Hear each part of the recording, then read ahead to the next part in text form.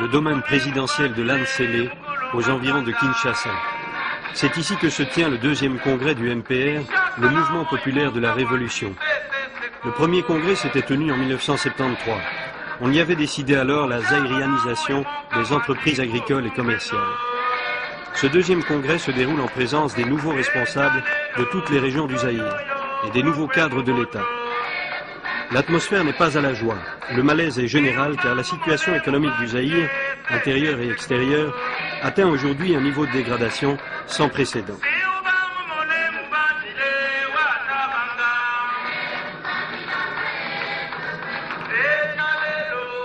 Le congrès du parti et surtout le discours du président fondateur doivent en principe combler le vide politique manifeste depuis plusieurs mois.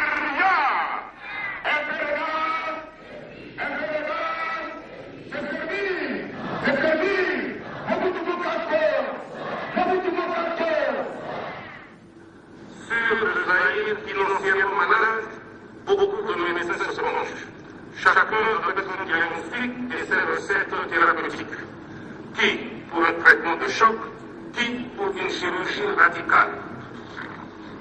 Analysons ensemble la situation et permettez-moi de vous proposer des solutions.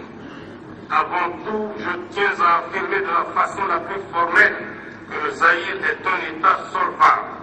Le potentiel économique et humain de notre grand et beau pays suffit à garantir sa solvabilité. Notre pays n'est pas le premier ni le dernier au monde qui ait momentanément des difficultés économiques et financières. Le Zaïre, conscient de ces difficultés, a lui-même pris le devant pour rencontrer ses créanciers et avoir une discussion franche avec eux, en vue de se mettre d'accord sur un nouvel échéancier. Nous ne sommes pas des mendiants parce que nous reconnaissons nos dettes. Notre pays ne peut pas être condamné suite à une baisse inhabituelle et imprévisible des cours du cuivre. Nous avons une politique et des perspectives, et ceux qui nous feront confiance ne seront pas déçus.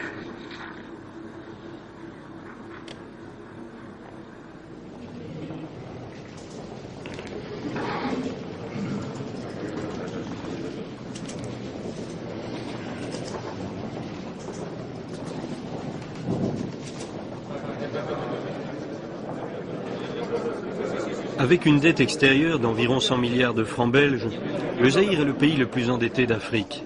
La crise économique, la chute des cours du cuivre, la dépendance de toute l'économie zaïroise à l'égard du secteur minier d'exportation, voilà autant de facteurs, mais qui n'expliquent pas tout. Par exemple, l'effondrement de la production agricole. Le président Mobutu a donc fait pour le Congrès une critique sévère de sa propre gestion. Et puis, ajouter à cela la mauvaise gestion qu'on peut par-ci, par-là constater, puis profitant du deuxième congrès ordinaire du MPR, il était de mon devoir de chef, parce que d'habitude, voyez-vous, que ce soit chez vous, vous avez combien de partis politiques, certains dirigeants de partis profitent des congrès pour flatter les congressistes pour une reconduction de leur mandat. Ce n'est ni mon genre, ni mon caractère. Moi, je dois toujours, en tant que chef, faire le diagnostic d'une manière honnête, dénoncer ce qui ne va pas, tant le chef de mes collaborateurs, tant le chef même du peuple. Là, si on n'est pas d'accord avec moi, je ne peux pas hésiter à rendre le tablier, si vous voulez cette expression. Vous avez parlé C'est l'ensemble de cela que j'appelle le mal zaïrois. Vous avez parlé d'une inversion des valeurs. Qu'est-ce que vous entendiez par là? Eh bien, vers la conclusion, j'ai mis surtout l'accent sur les valeurs morales qui commencent à faire défaut dans notre société. Le Zaïrois est un peuple déiste et puis qui a commencé depuis quelques années à abandonner ses valeurs morales, spirituelles et puis à aimer de plus en plus largement des richesses et puis certains facteurs extérieurs de richesse et puis le m'as-tu vu, c'est l'ensemble de tout ce comportement, de cette attitude que j'ai dénoncé. Ce mal zaïrois, quelle en est la cause profonde?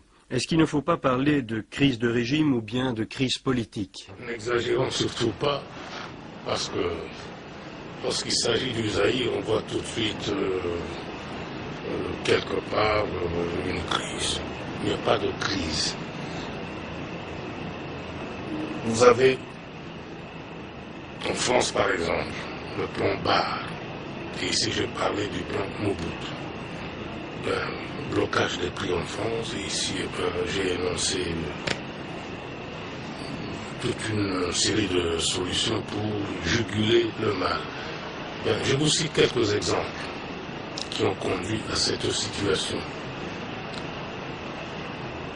Avant cette crise de 1974, le Zaïre sortait 50 millions de dollars par an pour le carburant. Ce chiffre est à multiplier par 4,5 aujourd'hui. Avant 1974, la tonne de cuivre nous rapportait 120, voire même 130 000 francs belges la tonne. Aujourd'hui même où nous parlons, il est à 41 000. Je ne peux pas vous parler du cobalt, du diamant, de tous nos produits d'exportation. C'est l'ensemble de cela et j'ai toujours eu le courage de dire à mon peuple très ouvertement, très honnêtement, ce qui ne va pas. Voilà, à telle date, tel produit, tel minerai nous rapportait autant. Aujourd'hui, c'est tombé à tel prix. Et à cause de cela, nous devons serrer la ceinture et tout. Eh bien, et puis dans les cases, vous avez ceux qui ont cette tendance de piller, de puiser dans la caisse de l'État. J'ai dénoncé tout cela dans mon discours. Ceux qui détournent, ceux qui font le commerce, ceux qui utilisent leur poste de responsabilité pour essayer d'extorquer l'argent au peuple. Tout ça a été dénoncé. C'est ça le mal. Ça n'a rien à voir avec une crise. Même dans l'affaire du Chaban, on ne pouvait pas parler de crise. Pourquoi? Parce que voici ce qui s'est passé en Angola. L'Angola avait trompé certaines puissances dont je tairai volontairement le nom en disant ça va mal au Zaïre, il suffit d'une petite action, et le régime s'écroule comme un château de cartes. Eh bien, c'est le contraire qu'on a vu. Vous avez suivi depuis votre pays, la Belgique, l'unanimité de mon peuple dans l'action autour du chef de l'État. J'ai quitté pendant 35 jours mon pays pour le Shabbat. Je me suis installé là-bas jusqu'à la fin. J'ai conduit le combat jusqu'à la fin. Eh bien, pour le malheur qui m'est arrivé, j'étais absent du pays pendant 34 jours. Je me trouvais au chevet de mon épouse. Et puis, le peuple l'a senti, le peuple est resté solidaire de son chef jusqu'à mon retour avec le corps de mon épouse. Donc, on ne peut parler ni de crise de régime, ni de crise politique. On ne peut même pas parler de crise économique. Il y a des difficultés conjoncturelles d'ordre économique, c'est tout. Et puis, avec toutes les solutions que j'ai préconisées, nous allons juguler le mal et puis reprendre le dessus. J'ai même vu dans la presse belge qu'on a parlé, on a même inventé une expression, le Zaïre était à genoux. Nous ne sommes pas un pays. Le Zaïre ne peut pas être à genoux. Nous ne sommes pas dans le peloton de tête même, connaissant passagèrement des difficultés d'ordre économique et financier, c'est tout. Voilà tout.